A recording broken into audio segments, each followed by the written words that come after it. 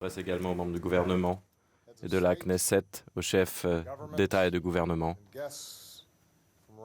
ainsi qu'aux invités venus des quatre coins du monde. Monsieur le Président Abbas,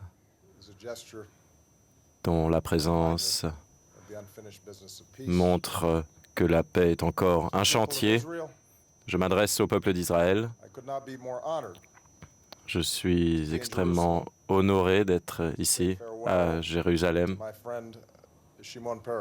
pour rendre hommage à mon ami Shimon Peres. Il nous a montré que la justice et que l'espoir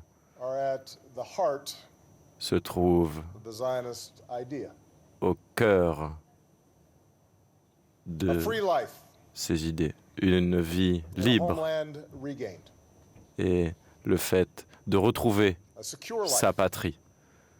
Une vie à l'abri dans un pays qui peut se défendre par ses propres moyens. Une vie remplie des liens d'amitié avec des pays qui peuvent être considérés comme des alliés, toujours. En ce qui concerne, c'est une vie épanouie, guidée par les plaisirs simples de la vie familiale et par de grands rêves. Telle a été la vie de Shimon Peres. Tel est l'État d'Israël. C'est l'histoire du peuple juif au cours du siècle qui vient de s'écouler. Et cela a été rendu possible par une génération de pères fondateurs dont fait partie Shimon Peres. Shimon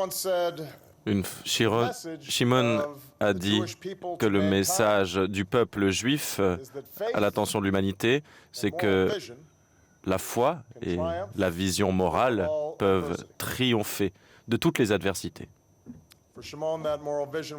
Pour Shimon, cette vision éthique était fondée sur un constat du monde tel qu'il était. Il disait qu'il se sentait entouré, encerclé par des forces menaçantes. Et sa famille a pu aller en Palestine. Et l'idée de ce que lui a dit, ce qu'a dit son grand-père était très simple. Il lui a dit, Shimon, reste juif. Et en s'appuyant sur cette foi, il a trouvé le sens de sa mission. Il a trouvé la tâche qui allait l'occuper toute sa vie. Il était toujours adolescent lorsque son grand-père a été brûlé vivant par les nazis dans la ville natale de Shimon. Et la synagogue où il se rendait est devenue un enfer. Et les rails qui étaient censés les amener vers la liberté ont amené nombre de membres de son peuple vers les camps. Et Shimon a été témoin de la cruauté dont peut faire preuve l'humanité. Il a vu qu'un groupe de personnes pouvait détruire l'humanité d'un autre groupe. Il a été témoin de la folie de l'antisémitisme, qui est une tache sombre dans l'histoire. Il a pu voir les péchés de l'homme et il a vu qu'il fallait être vigilant face aux menaces qui pesaient sur les Juifs dans le monde entier. Mais cela n'a jamais trop endurci son cœur. Cela n'a jamais fait disparaître sa foi. Cela lui a permis d'élargir son imagination sur le plan moral. Cela lui a donné la capacité de voir tout le monde comme méritant la dignité, le respect. Cela lui a permis de voir le monde tel qu'il était, mais également de voir le monde tel qu'il devait être. Shimon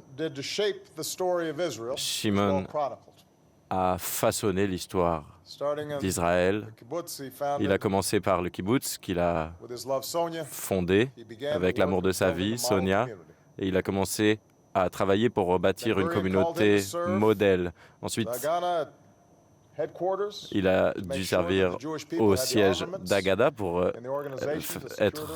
faire en sorte que Israël puisse avoir l'armement nécessaire pour se protéger à la suite de l'indépendance, entouré par des ennemis qui niaient l'existence d'Israël et qui voulaient les rejeter à la mer.